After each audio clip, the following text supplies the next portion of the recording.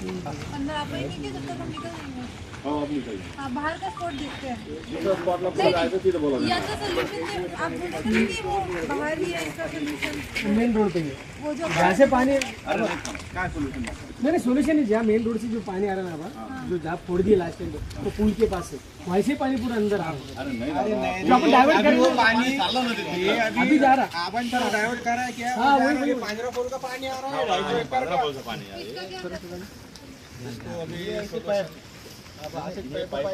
इकडून जागा पाहिजे ना पाईपला पाणी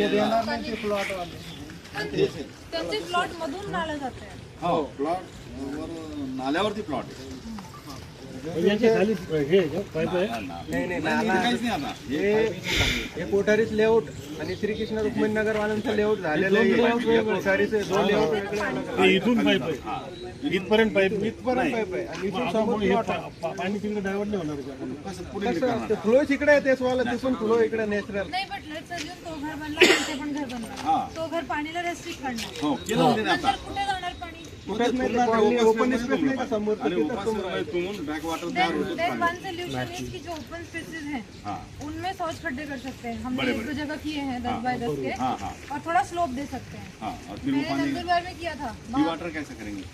डिवोट मैडम इतना फ्लो आने के बाद में नहीं रोकेगा ना वो। नहीं मैडम तो मना है टैंक बन जाएगा टैंक टैंक बन जाएगा।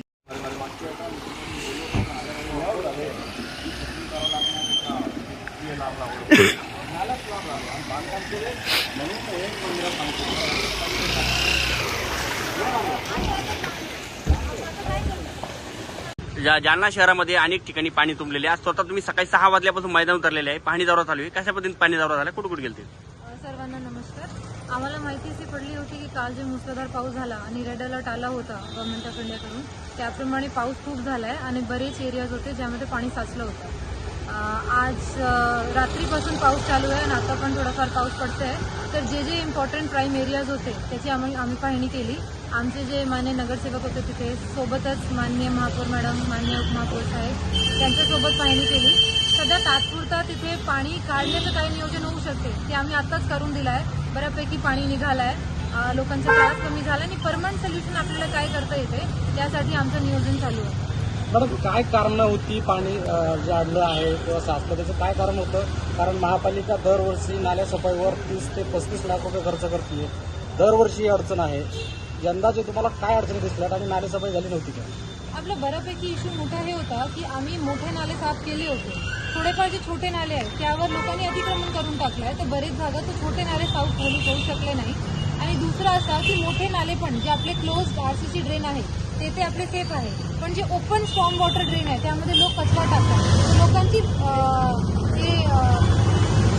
एवढी समज नाही आहे की त्यांनी कचरा टाकला की ब्लॉकेज होतोय आणि त्या कारणाने असं आमच्याकडे एक एक्झाम्पल आहे आम्ही 2-3 एरियाचे नाले साफ केले होते पण परत आता तिथे गेले आठवड्याभरानंतर की तिथे परत कचरा आला तो ब्लॉकेज जो आहे एकतर नाली साफ होऊ शकली नाही अतिक्रमणमुळे आणि दुसरा लोकांनी कचरा टाकला त्यामुळे जे ब्लॉकेज झालं आहे त्या कारणाने पाणी नालीमध्ये जात नाही। दुसरे असे पण काही एरियाज आहे आमचं जालना शहर जे आहे ते खूप तेजीने वाढते आहे डेमोग्राफिक जे जनसंख्या आहे ते बरेच एरियामध्ये आता पॉप्युलेशन वाढली आहे तिथे नालीची सध्या सोय आम्ही करू शकले नाही त्याचं नियोजन आमचं चालू आहे तिथे नवीन नाली झाली ड्रेनेज प्रॉपर झाला की हे सगळं इश्यूज जे आहे स्पॉट बाय स्पॉट आम्ही सॉल्व्ह करू। मॅडम तुम्ही जो कचऱ्याचा प्रश्न सांगताय जालना शहरामध्ये अनेक ठिकाणी कचऱ्याचे ढीग आहेत म्हणजे थोडक्यात सांगायचं झालं तर तुम्ही आज पाहणी दरम्यान तुम्ही पाहिलं असेल की कुंडलिका नदीमधून जो गाळ काढलाय तो मागच्या 15 दिवसापासून त्या रोडवर पडलेला आहे तोच गाळ पुन्हा पाण्यात जातो हीच परिस्थिती सगळीकडे तर कचरा का उचलला जात नाहीये?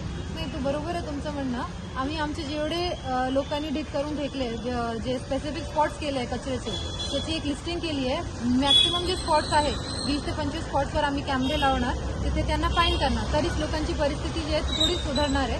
दुसरा आम्हाला असं पण समजते की लोकांना बरेच वेळी त्यांना स्पेसेस नाही आहे कचरा टाकण्यासाठी किंवा घंटागाडी वेळेत येत नाही तिचं पण नियोजन आम्ही करतोय घंटागाडी वाढवतोय। स्लम एरियाजमध्ये छोटी घंटागाडी जी आमची खराब पडली होती तो आम्ही रिपेअरमध्ये दिली आहे तर छोटी घंटागाडी येऊ शकली की स्लम एरियाचा प्रॉब्लेम सॉल्व्ह होईल। एक मोठा प्रॉब्लेम जे आम्हाला यासाठी येतो आहे की आता नवीन जे धोरण गव्हर्नमेंट ऑफ इंडियाने काढलं आहे त्यामध्ये मोठे डस्टबिन आम्ही ठेवू शकत नाही त्या कारणाने जे लोकांनी स्पॉट्स केले कचऱ्याचे तिथे डस्टबिन आम्ही ठेवू शकत नाही या कारणाने कचरा बाहेर पडतोय। पण आमचं नियोजन आहे की डोर टू डोर कलेक्शन व्यवस्थित झालं पाहिजे आणि त्याने सोबतच लोकांची जे अंडरस्टँडिंग आहे सॅनिटेशनबद्दल, स्वच्छताबद्दल, ते थोडी चेंज झाली पाहिजे. त्यासाठी आम्ही अवेअरनेस पण करणार आहे यावर आणि आम्हाला यावर नक्कीच स्वच्छतामध्ये जालन्यामध्ये भरपूर चेंज दिसतो. किती घरांमध्ये पाणी शिरलं होतं असं काही तुमच्या प्राथमिक अहवालामध्ये दिसून आलंय का, किंवा नगरपालिकेने तसं काही महानगरपालिकेने तसं काही अहवाल केलाय का? तसा नंबर ऑफ घराचा अहवाल नाही आहे, पण एरिया जे होते ते सगळे एरियाचा अहवाल माझ्याकडे आहे, जिथे जिथे पाणी साचलं होतं. मॅक्सिमम एरियामध्ये पाणी काढण्यात आलेलं आहे. बरेच घर असे पण आहे ज्यांनी अतिक्रमणमध्ये घर बांधले, नालीमध्ये घर बांधले, त्या कारणाने त्यांच्या घरात पाणी गेलं आहे. मॅडम, एक शेवटचा प्रश्न. मागच्या वर्षी सुद्धा अशीच परिस्थिती झाली होती. सगळ्या शहरामध्ये पाणी तुंबलं होतं, व्यापाऱ्यांच्या दुकानात पाणी शिरलं होतं, लोकांच्या घरात पाणी शिरलं होतं. त्याच्यानंतर सुद्धा महापालिकेने त्यातून धडा घेतला नाही का? आणि यंदाही तीच परिस्थिती. आत्ता पहिला पाऊस आहे पावसाळ्यातला आणि त्या परिस्थितीमध्ये अशी परिस्थिती होती. मागच्या वर्षीची पुनरावृत्ती पुन्हा होती, तर महापालिकेनं वर्षभरात काय केलं नेमकं त्यासाठी? आमच्या डेटाप्रमाणे मागच्या वर्षी परिस्थिती होती त्याप्रमाणे यावर्षी कमी झाली आहे. यावर्षी आमची बॉडी आली आहे, तर सगळ्यांच्या समन्वयामधून त्यांचं जे लोकल डेटा आहे त्याप्रमाणे आपण एरिया वाईज कारवाई करतोय.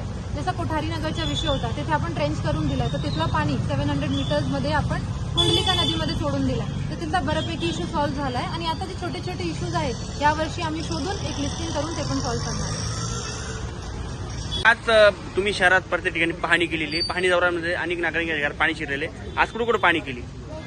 आज जालना शहरामध्ये अनेक ठिकाणी साचलेलं पाणी बघितलं आम्ही. नाले सफाई बघितली. सन्माननीय महापौर आहे, आयुक्त मॅडम आहे, आबा आहे व स्वतः मिळून सर्व संबंधित अधिकारी व कर्मचारी यांच्या सर्व टीम सोबत आम्ही सर्व जालना शहरातली पाहणी केली. पाहणी दरम्यान जिथे कुठे असं पाणी साचलेलं असेल त्या ठिकाणचे सर्व नाले रुंदीकरण असेल, ढापे असतील, साचलेला गाळ असेल, असे पूर्ण जालना सफाई आम्ही करत असं निघलेलो आहोत. आणि पूर्ण पाहणी दरम्यान जे जे सोल्युशन असेल सन्माननीय आयुक्त मॅडमने जसं सांगितलं तसं येणाऱ्या काळात आम्ही करणार. कन्हैयानगर असेल, गायत्रीनगर असेल, तुमचं कोठारीनगर असेल, PTMचे शाळे विभाग असेल, आमचा जुना मोंड्याचा विभाग असेल, या ठिकाणी आता जुना जालन्यामध्ये आम्ही आलेलो.